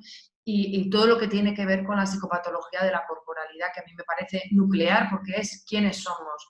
Somos un cuerpo, tenemos un cuerpo, es objeto y es sujeto, y eso nos integra como ser en el mundo, sin más. No me atrevo a preguntaros si pensáis que vamos a aprender la lección. Esto lo vamos dejando para el final porque hay alguien que nos lo está preguntando ya desde las intervenciones que están haciendo al 600-771-512. María del Mar, palancas, incluso propuestas. ¿Hacia dónde tenemos que mirar? Porque tenemos que prepararnos también, bien para desescalarnos o bien para estar preparadas para una situación en la que este aprendizaje no puede darse por perdido. ¿Qué hemos visto y qué palancas crees que deberíamos tener ahora sí en una lista de prioridades clara? Bueno, antes de hablar de prioridades, quería hacer algún comentario, algún apunte a lo que ha dicho Amaya también, de tener en cuenta, por supuesto, la interseccionalidad, ¿no? Un apunte a título de curiosidad. Recientemente he leído un trabajo en que se mostraba cómo la productividad de las mujeres científicas había disminuido durante la pandemia y el confinamiento, y en cambio la productividad científica de los hombres que se dedicaban a investigar había aumentado. ¿Esto qué quiere decir? Y lo traigo a colación precisamente para señalar que el cuidado y la responsabilidad del cuidado y la carga de cuidado recae sobre los hombros de las mujeres, aunque tengamos digamos, un nivel educativo alto, tengamos unos recursos económicos elevados, etcétera, ¿no? Sabemos que las mujeres somos el mecanismo de amortiguación de las crisis, y yo creo que esto es algo que tenemos que aprender, que no lo aprendemos crisis tras crisis, pero que tenemos que aprender de una vez a evitar que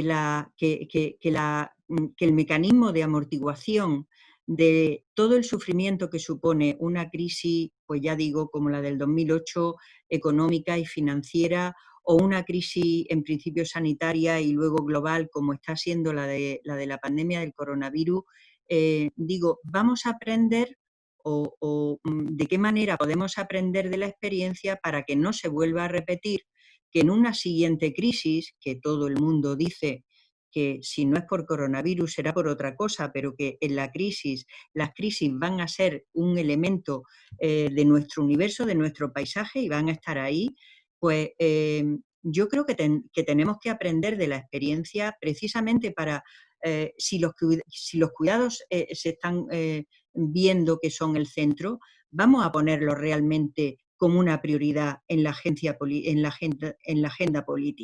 política y social. Vamos a hacer que los cuidados sean una prioridad. No puede seguir ocurriendo lo que ha ocurrido con las residencias de ancianos.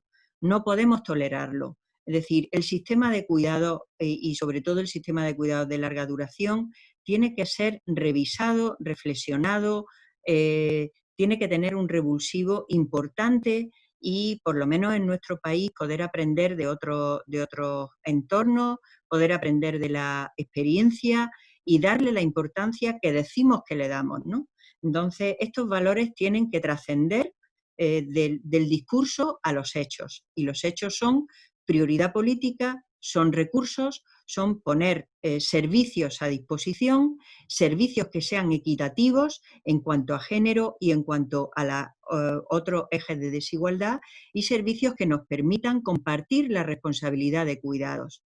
A mí me parece que esto, por lo menos en la sociedad en la que nos movemos y muchas otras sociedades, tenemos que aprender que la responsabilidad de cuidar no es una responsabilidad individual, no es una responsabilidad familiar, sino que es una responsabilidad social. Y como sociedad tenemos que tener la responsabilidad de cuidar a aquellas personas más vulnerables. Entonces, esta carga de digamos, de los cuidados sobre los hombros de las familias que realmente sabemos que somos hoy por hoy las mujeres, esto hay que cambiarlo, y hay que cambiarlo de una manera pues muy desde la base, mediante la educación en corresponsabilidad, básicamente, y básico el papel de los hombres, de los niños, de los chicos, de los hombres en esta historia, ¿no? Y también en cuanto a la organización de servicios de cuidado y de ayuda al cuidado, ¿no? Y como un aprendizaje, digamos, en positivo, yo sí que resaltaría las múltiples experiencias que han surgido en el cuidado comunitario. Es decir, la gente se ha organizado para cuidar de las personas más vulnerables en su entorno. Y esto es un activo que tenemos que impulsar, propulsar, valorizar y realmente saber cómo contar con ello. Es decir, pues estos cuidados de voluntarios, de proximidad, de la gente cercana, que ha permitido a muchas personas sobrevivir y estar sobreviviendo y lo que vendrá, ¿verdad? A esta situación. Entonces yo quiero reivindicar, pues a mí me ha resultado como un punto muy positivo, ¿no? A veces los valores, digamos, sociales van muy por delante del discurso político e incluso institucional, y creo que debemos de aprender la lección, ¿no? Pues de todos estos elementos sobre los que construir visión, todas estas notas que, como dice este ciclo, tenemos que pasar a limpio, estamos todavía haciendo un análisis e identificando cuáles son las líneas sobre las que vamos a tener que poner el foco. De momento, tomando estas notas, nos está acompañando mucha gente a tomar notas, a través de WhatsApp y de Telegram en el 600771512, 677 15 12. Estamos recibiendo mensajes y preguntas que os voy a trasladar enseguida. En este debate de todos los elementos que han ido surgiendo, intentando ordenarlas, nos está echando una mano Miri Artola. Nos está ayudando a poner todo esto en un lenguaje visual. No sé, Miri, no hemos terminado, pero como está por ahí trabajando, lleva toda la tarde sin levantar la cabeza de su papel. Miri, no sé si nos puedes ir enseñando algo, si podemos ir viendo qué estás viendo tú, que interpretas lo que escuchas a través del lenguaje visual. No sé si nos lo puedes contar además, ya puestas a pedir, Miri. ¿Ahí? ¿Me estáis viendo? Sí. Sí. Bueno, pues yo creo que se han dicho hay muchas cosas. Oh, sí. ¿Se nos ha ido?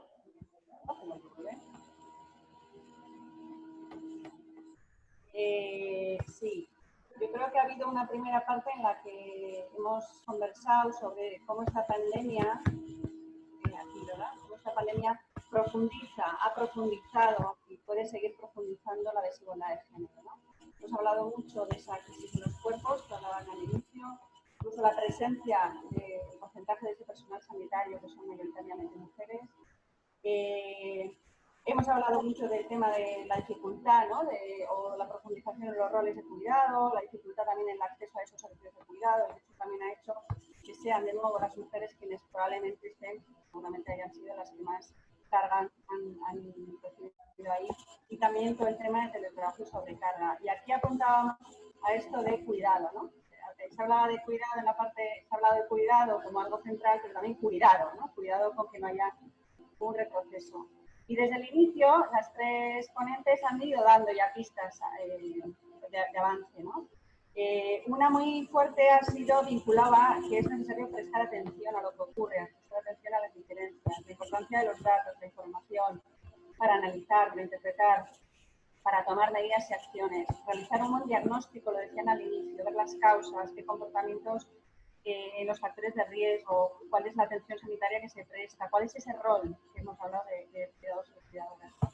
Se habla de seguimiento y de evaluación, qué pasa después, qué va a ocurrir después de esto, ¿no? Esto es la parte como de los datos. Habéis hablado de que estamos ante una crisis con la que apuntabais, ¿no? Podrían ser muchas más, que requiere, decíais, de una visión holística, una mirada interseccional y también, ahora, últimamente decíais, una respuesta que tiene que ver con esa visión holística y esa mirada interseccional. Y eso llevaba a que hay que poner los cuidados en el centro, pero cuidado con no retroceder. Con una gestión de la política, yo le añadiría en igualdad, lo que decíais en igualdad, ¿no? Sin repetir los roles y las presencias de los hombres en la toma de decisiones. Y en el fondo, pues como con dos grandes objetivos, ¿no? Subvertir las desigualdades de género para que este derecho a la salud, hoy 28 de mayo, física y mental, pues sea una realidad que podamos alcanzarla pues, con criterio y con pasos firmes. Pues, en fin, todo esto ordenadito.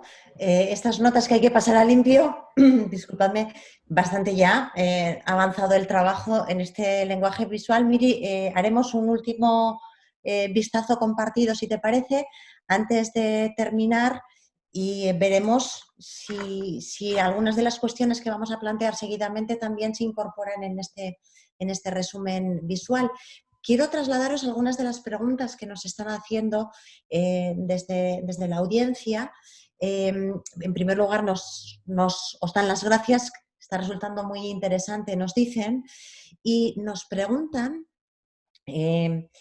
hacen por elevación, dicen, mi pregunta es, con todos los problemas que ha traído el confinamiento, más con un análisis de género, como estáis comentando, ¿no se podría pensar que el confinamiento en alguna medida es una política fallida? ¿Qué propondrían las ponentes en una situación similar si se repite?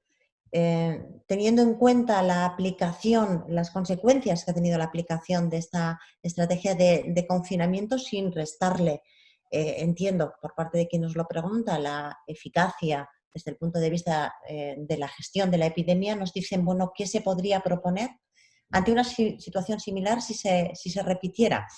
Veo una mano levantada.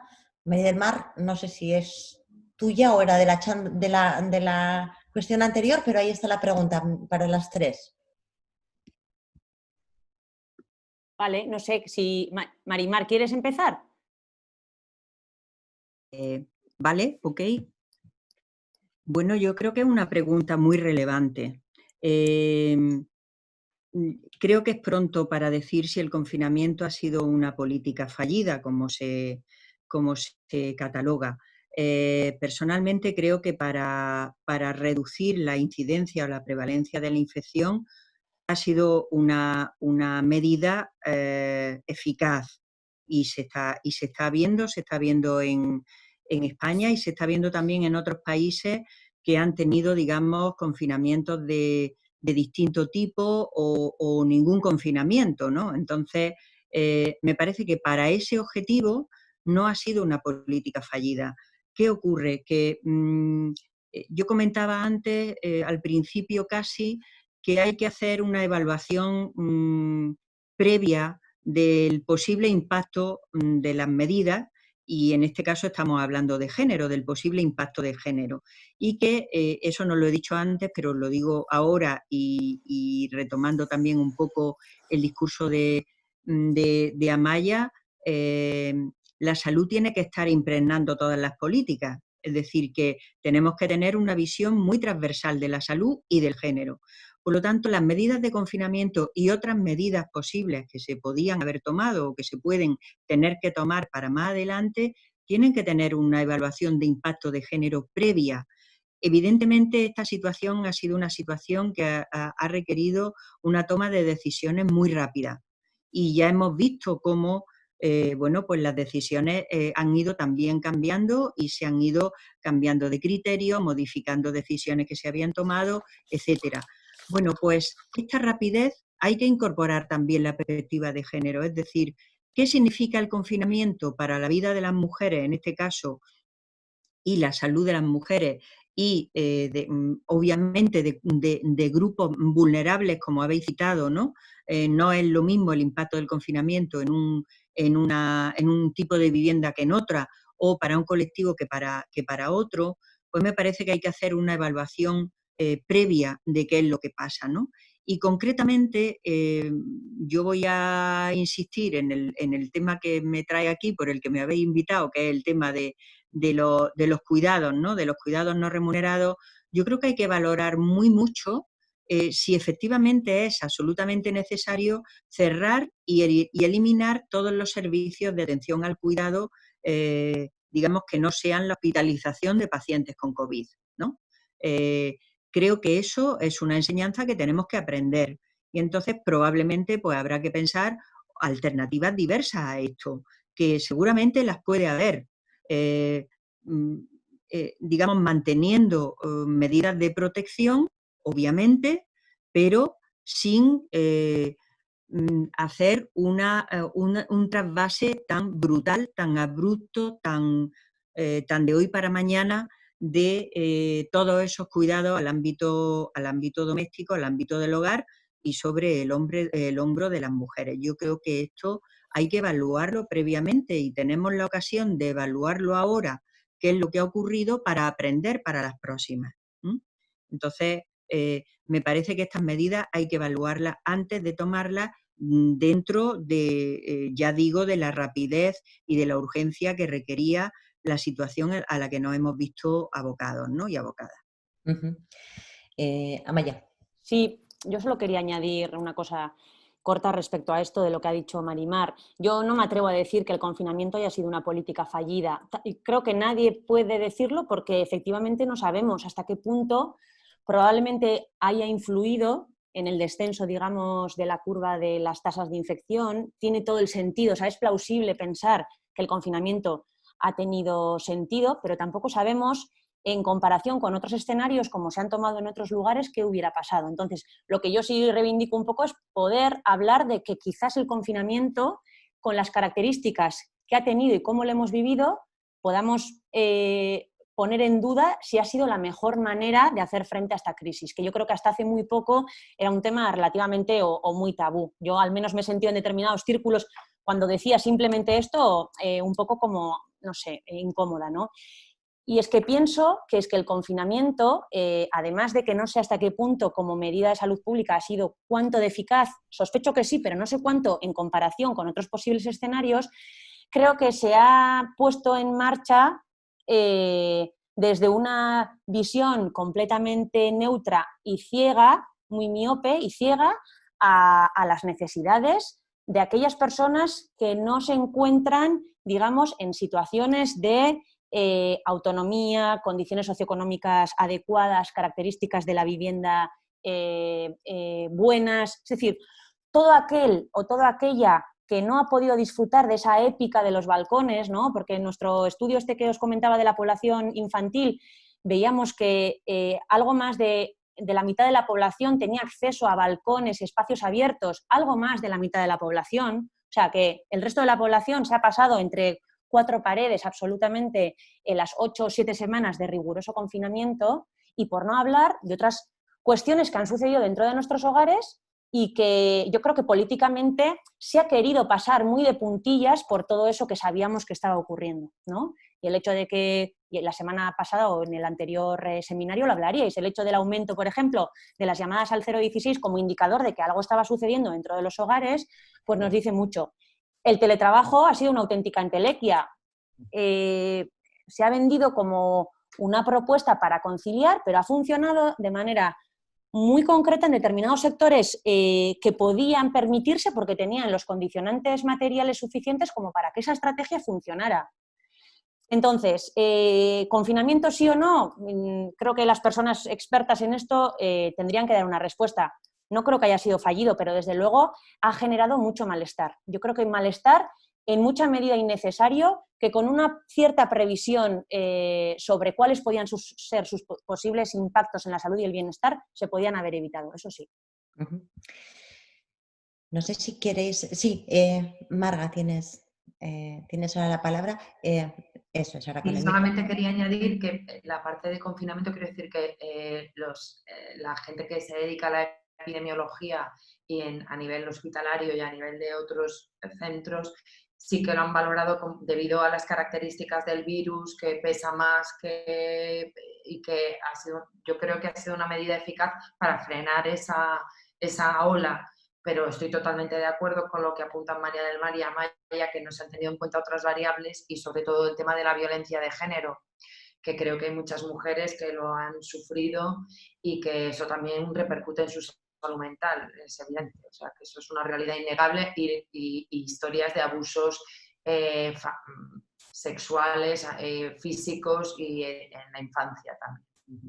Os voy a pedir una ronda rapidísima porque tenemos que irnos ya a cerrar, pero varias personas han incidido en esta cuestión y es sobre, además de otros factores de los que ya hemos mencionado, nos piden que hagamos una reflexión, aunque sea muy rápida, sobre el factor edad, porque parece que las mujeres mayores no han estado o no tenemos todavía una visión clara de qué es lo que está ocurriendo, ¿no? Qué es lo que ha ocurrido. Se puede hacer alguna hipótesis, dicen, de mujer de más edad, más problemas de salud, ya sea por el autocuidado como por los duelos, el teletrabajo de las familias después del confinamiento, en fin. Nos dicen que también echan de menos el tema de la edad, además del enfoque de género. Son preguntas diferentes. Os pido una ronda muy, muy rápida porque tenemos que ir ya a ir cerrando esta conversación. ¿Quién levanta? Amaya, Marimar. Yo solo voy a decir un par de cosas, fundamental. Es verdad que apenas hemos dicho nada. Sí que Marimar lo ha citado en algún momento. Creo que justamente la conjunción entre género y edad ha dibujado sectores especialmente olvidados. Creo que el ámbito y el factor de riesgo para la salud mental y física que supone la soledad y que específicamente o de manera muy pronunciada afecta en términos generales y en época de pandemia todavía más a mujeres muy mayores, probablemente haya tenido efectos en la salud física y mental de estas mujeres que desconocemos. Eso por una parte.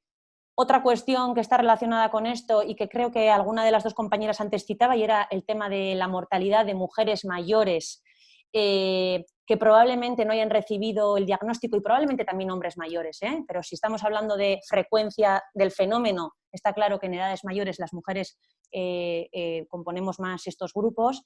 Tampoco sabemos lo suficiente que ha pasado aquí. Y bueno, creo que en cualquier caso que esta persona que ha estado siguiendo el seminario y lo haya sacado me parece muy importante. Así ronda rápida, ¿no? Sí, yo creo que el tema edad se ha visto muy claramente en la pandemia cómo lo tenemos que tener en cuenta. Lo tenemos que tener en cuenta igual que la variable sexo, hombres, mujeres, que el análisis de género, hay que hacer un análisis intersectorial por edad, ¿no? ¿Qué pasa con las mujeres mayores? Bueno, pues sabemos que las mujeres vivimos más años, pero sabemos que tenemos peor salud. Sabemos que la gran mayoría de las personas mayores que viven solas son mujeres. Sabemos que además las mujeres tenemos, las mujeres más mayores, tenemos porque yo ya estoy empezando a sufrirlo, más problemas de movilidad, problemas osteoarticulares, que nos reducen la movilidad y mayores problemas de discapacidad. Sabemos también que las residencias para mayores están pobladas de mujeres, por lo tanto creo que esto dibuja un grupo de riesgo muy claro. También sabemos que hay ciertos sesgos de atención, de edadismo, ¿no? Que se llama un poco paralelamente al sexismo, ¿no? En relación a que, bueno, que las personas mayores quizás tienen menos credibilidad cuando presentan síntomas de sus enfermedades que las personas de mediana edad. Por lo tanto, creo que es un grupo al que se tiene que atender de manera como muy poniendo la lupa ahí, ¿no? Creo que el fenómeno de soledad, de aislamiento, de pocos recursos para la movilidad, también ahora en la época en esta fase de desescalada, ¿no? pues yo creo que tienen que ponerse sobre la mesa. Lo que ha ocurrido con nuestros mayores durante la pandemia no se puede volver a repetir. Marga, no sé si desde tu punto de vista, y con esto ya cerramos esta ronda de... Hay muchas más preguntas que están llegando, pero vamos a intentar cumplir también con el horario. Estoy de acuerdo con lo que apunta María del Mar. Creo que la salud percibida de las mujeres mayores es mucho peor. Vivimos más años, pero vivimos peor. Y creo que además en el COVID, bueno, está recogido en las estadísticas, cuanto mayor edad y sobre todo si hay patologías previas, aumenta la mortalidad en mujeres también. Lo que pasa que igual tenemos que verlo más a medio plazo por estas mujeres que además también son más autónomas, que viven solas y que ya se verá si a largo plazo pues la mortalidad se va asemejando a los varones. Si os parece, porque estamos ya casi fuera del tiempo, vamos a hacer una última revisión. Miri, si nos puedes mostrar qué más has incorporado rápidamente sobre este resumen, antes de que os pida un titular, que es por pedir, complejísimo, no sé, pero pedir una intervención sobre esto. No sé si Miri está preparada. Sí.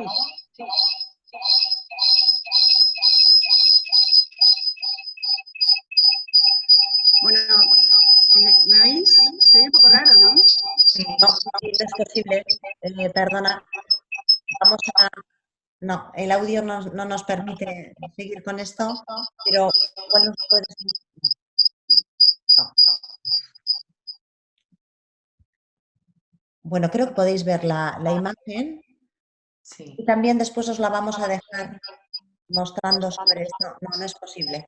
Tenemos una acople que no puedo identificar dónde es, pero no podemos seguir con... Vemos a Miri, eso sí, ¿vale? Y estamos viendo también aquí el maravilloso resumen que ha hecho. Ya nos ha ido contando en su anterior intervención de qué manera ha ido recogiendo estas ideas clave. Vamos a dejarlo también visible cuando termine esta emisión y, por supuesto, también estamos hablando de notas a pasar a limpio y esto irá formando también parte de ese otro entregable que será mucho más ordenado, aunque hay que decir, Miri, que más ordenado casi es imposible.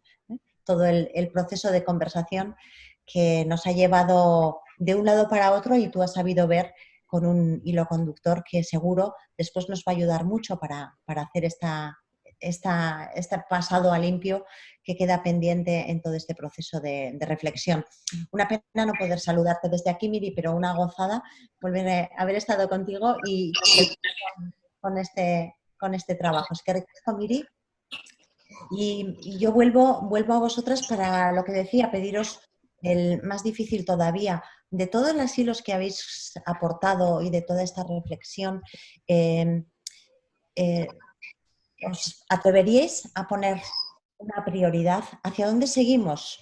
Decíamos al principio que queremos construir y que queremos aportar para que las políticas públicas tengan una visión de género necesaria, para que las gafas no sea algo que nos pongamos a posteriori, para que seamos capaces de actuar desde esta perspectiva de género cuando se trata de aportar a las políticas públicas salud, mujer, distintas interseccionalidades. Una propuesta, a ser posible brevemente, para cerrar esta ronda. Empezamos contigo, María del Mar, si te parece. María del Mar García Calvente. Vale, yo creo que para futuras pandemias y para nuestra futura vida y la presente, me parece que si queremos incorporar el enfoque de género y nos creemos realmente que los cuidados están en el centro, el sistema de cuidados tiene que ser una prioridad política y social. Y eso incluye cuidados privados, digamos, individuales, familiares, dentro del ámbito del hogar, incluye cuidados comunitarios e incluye servicios públicos de atención al cuidado. Creo que este reto, esta pandemia lo ha puesto como una de las grandes debilidades, creo yo, pero también como una gran oportunidad para aprender para el futuro. Pues nos quedamos con esa prioridad o con esa indicación. Miremos hacia ello, no solamente para resolver lo que ahora tenemos entre manos, sino para aprovechar esta situación y poner el cuidado en el centro, que es donde debemos ocupar donde debemos colocar esa ocupación y esa preocupación. María del Mar García Calvente, muchísimas gracias por haber estado hoy, un día tan señalado, un año más, habría que decir, con nosotras. Un placer. Muchísimas gracias. Gracias a vosotros. Una prioridad, no me atrevo a pedir un titular, pero sí hay que quedarse con algo. Sí, yo creo que después de todo lo que hemos vivido y de todo lo que hemos aprendido, sufriendo también, ¿no? Creo que estamos en disposición de exigir que se construya, que construyan un modelo normativo que proteja la vida. O sea, políticamente tenemos que exigir que escuchen, que se valore la vida, que se valoren los cuerpos, que todos los cuerpos tengan el mismo valor social, y esto significa que las personas, hombres y mujeres, pero en este caso estamos hablando de mujeres que especialmente han sufrido por diferentes cuestiones esta pandemia, en intersección con otras situaciones socioeconómicas que han agravado su situación, realmente constituyan un eje sobre el cual se haga una política que tenga en cuenta las necesidades de las personas. Yo creo que esto es fundamental si algo hemos aprendido de ello. En esa lectura abierta hemos dicho, estamos hablando de poner en el centro las vidas y protegerlas con todo lo que significa vivir y con lo que significa vivir para unas y para unos. Muchísimas gracias también por todas tus aportaciones. Amaia, muchas notas para seguir poniendo a limpio. Amaia, eskerrik asko. Marga, terminamos contigo, con tu titular, con tu prioridad, con tu visión.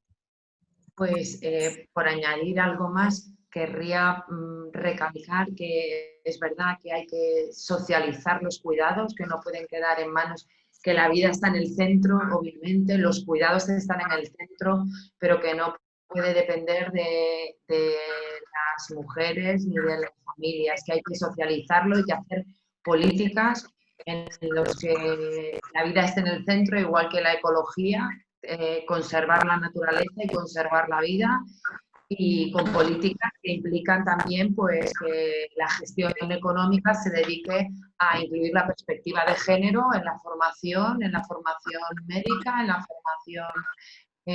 formación de nuestras hijas e hijos, que son el futuro de la humanidad, y que sin feminismo no hay futuro. No, ahora lo tengo abierto. Marga Sáenz Terrero, muchísimas gracias también por aportarnos esta visión y por ayudarnos a completar esa fotografía que hemos dicho, sin ponernos las gafas, sin tener esta perspectiva de género, salud y pandemia. Es algo difícil de entender y desde luego injustamente gestionado. Esperemos ser capaces de aprender desde aquí. Desde luego las notas que hemos tomado y que habrá que pasar a limpio son muchas y dibujan una manera diferente de gestionarlo, también diferentes políticas públicas sobre las que habrá que seguir insistiendo. Vamos terminando y quiero saludar ahora a Izaskun Landaida, directora de Emakunde. Izaskun, arratsaldeon, hor zaude, ezta? Bai, arratsaldeon, Pili, bai, menago. Ezin izan zaitugu zuzenean agurtu, mezua entzun dugu, badakigulako beste bilera baten zinela ordu horretan, makina bat ohar jaso dugu, notas, apuntes que tendremos que pasar a limpio y que vamos ya construyendo también. Quería pedirte, en lo que has podido escuchar también, tu opinión y tu visión y cómo lo has visto, sobre todo. No vamos a pedirte el resumen, pero sí una aproximación a lo que has recogido y a lo que has recibido.